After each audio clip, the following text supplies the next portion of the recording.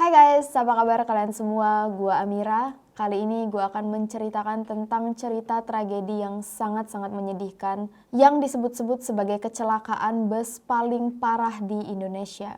Inilah kisah tragedi Python. Brace yourself and welcome to Ruang Gelap.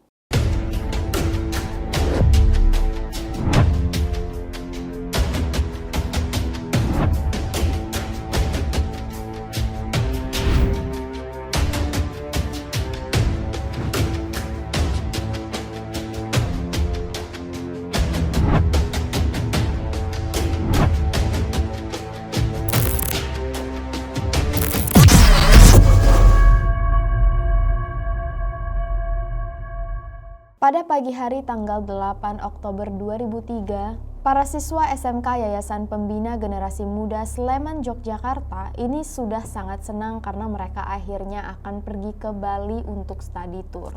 Jumlah siswa yang ikut dalam kegiatan ini tuh sekitar 150 orang, didampingi dengan beberapa guru dan pembina wisata. Karena mereka pergi dalam jumlah yang banyak, rombongan ini dipisah menjadi 3 grup. Dan masing-masing grup ini itu stay dalam satu bus yang sama.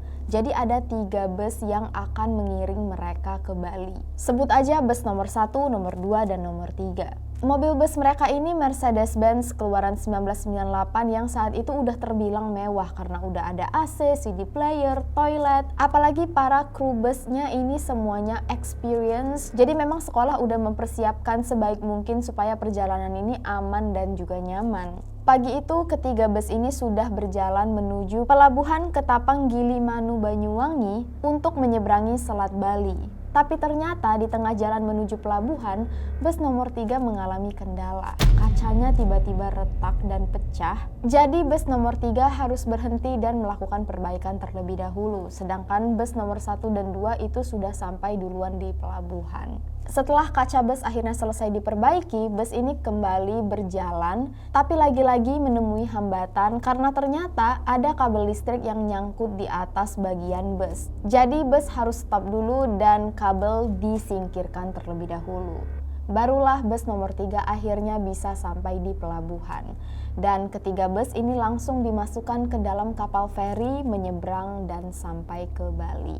Kegiatan siswa dan guru-guru di Bali ini lancar, mereka pergi ke tempat-tempat wisata yang memang sudah direncanakan dan semuanya berakhir dengan sangat bahagia. Sampai akhirnya masing-masing rombongan harus kembali ke bus mereka masing-masing. Dan mereka ini kembali pulang lewat jalur yang sama, yaitu ke pelabuhan Ketapang Gilimanuk Banyuwangi. Tapi ternyata di jalan menuju pelabuhan ini, lagi-lagi bus nomor 3 ini kacanya pecah lagi. Dan karena bus nomor 3 ini sejak awal sudah bermasalah, bus nomor 1 memutuskan untuk menemani bus nomor 3. Jadi bus nomor 2 itu duluan sampai ke pelabuhan, masuk ke feri, nyebrang sampai ke Pulau Jawa, dan bus nomor 2 ini berhenti di tikungan, nungguin bus nomor 1 dan 3 sampai. Setelah bus nomor 3 kembali diperbaiki, bus nomor 1 ini bilang, ya udah bus nomor 3 aja yang di depan mereka, biar bus nomor 1 bisa ngawal kalau ada apa-apa.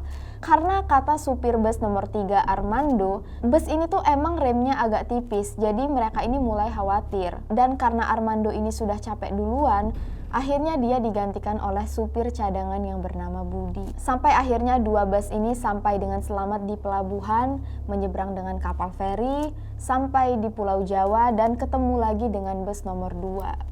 Untuk mengawal bus nomor 3, akhirnya mereka sepakat bus nomor 1 jalan duluan, bus nomor 3 di tengah-tengah dan bus nomor 2 di belakang. Mereka ini akhirnya kembali konvoi menuju Jakarta, sampai akhirnya di Banyublugur Situbondo di dekat PLTU Python, mereka ini melewati tanjakan yang terkenal dengan nama Jalur Tengkorak. Nama Jalur Tengkorak diambil karena memang di jalur ini banyak terjadi kecelakaan. Dan mungkin karena jalan ini lumayan berbahaya. Jadi ada tanjakan ke atas yang tinggi, terus meluncur ke bawah, dan gak jauh itu ada tikungan yang cukup tajam. Saat ketiga bus ini melintas, Dari arah yang berlawanan ternyata ada truk kontainer yang sedang memotong jalan. Seharusnya truk kontainer ini sudah bisa kembali lagi ke jalurnya, tapi dia nggak tahu kalau di depan itu ada lubang galian. Jadi dia terpaksa banting setir lagi dan nggak sengaja menabrak truk nomor 2 yang ada di paling belakang. Sedangkan truk nomor 1 dan nomor 3 ini sudah melaju aja, mereka bahkan nggak tahu kalau ada kecelakaan di belakang mereka. Bus nomor 2 yang ditabrak dari depan, ini ditabrak lagi dari belakang oleh sebuah truk tronton. Sehingga posisi bus nomor 2 ini terjepit depan dan belakang. Dan saking kuatnya hantaman di bagian depannya, ini mengenai tangki minyak sehingga terjadilah kebakaran yang sangat besar. Semua penumpang bus nomor 2 sekarang terjepit. Mereka sangat panik karena api mulai menyambar dengan sangat cepat. Sedangkan bus yang mereka tumpangi itu cuma ada satu pintu. Jadi meskipun Mercedes-Benz ini keluaran yang dibilang cukup mewah, di sini pintunya cuma ada satu, nggak ada pintu darurat. Dan saat penumpang ini mencoba keluar, mereka menyadari bahwa hanya ada satu pintu dan satu pintu ini nggak bisa kebuka. Mereka berusaha untuk memecahkan kaca, tapi mereka nggak punya alat apapun untuk memecahkan kaca ini. Tapi mereka tetap berusaha. Sedangkan orang-orang di sekitar mereka itu berusaha untuk memadamkan api dan juga bingung kalau mereka mau masuk, mereka harus masuk lewat mana. Karena ini benar-benar nggak ada jalan sama sekali untuk mengakses para korban yang terkepung di dalam bus. Api baru bisa dipadamkan berjam-jam kemudian, tapi semuanya sudah terlambat. 51 siswa, 2 guru, dan 1 pemandu wisata meninggal dunia di dalam situ dalam keadaan yang sangat menyedihkan, bahkan beberapa sudah menjadi abu. Kesaksian warga yang menolong mengatakan bahwa banyak mayat yang bertumpuk dan beberapa terjepit di kursi, sehingga evakuasi mayat memakan waktu sekitar 5 jam. Di sisi lain, bus nomor 1 dan 3 akhirnya sampai ke Jogja dan mereka ini bingung karena sudah banyak sekali wartawan dan juga korban yang menunggu kedatangan mereka. Dan waktu mereka keluar, mereka ini disambut dengan isak tangis. Jadi mereka waktu keluar itu bingung banget, emang ini ada apa? Dan disitulah mereka baru tahu kalau bus nomor 2 yang harusnya di belakang mereka itu mengalami kecelakaan yang sangat-sangat menyedihkan. Armando, supir bus nomor 2, ternyata berhasil melarikan diri dengan memecahkan kaca. Sedangkan Budi, supir cadangan, juga berhasil keluar, tapi luka bakarnya sudah sangat parah hingga dia tewas. Semua jenazah yang berhasil dievakuasi dibawa ke RSUD Situbondo yang paling dekat. Tapi karena ini rumah sakit kecil, kamar mayatnya nggak bisa menampung semua jenazah.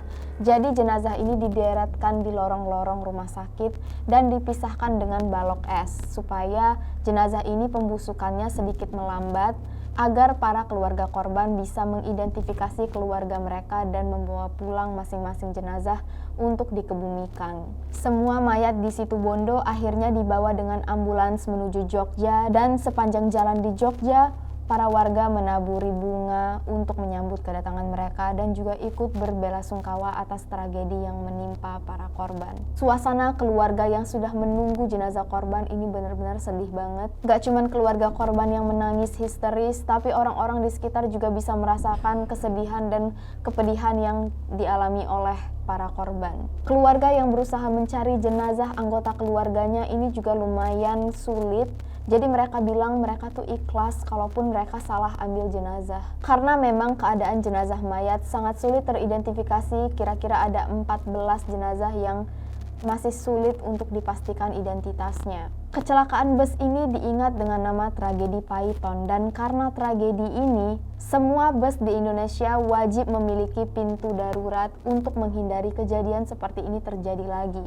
Dan juga setiap kendaraan bus itu harus ada pemecah kaca. Mari kita doakan saja semua korban yang meninggal atas tragedi ini. Meskipun mereka meninggal, mereka memberikan pelajaran yang sangat besar bagi kita semua. See you guys on the next video.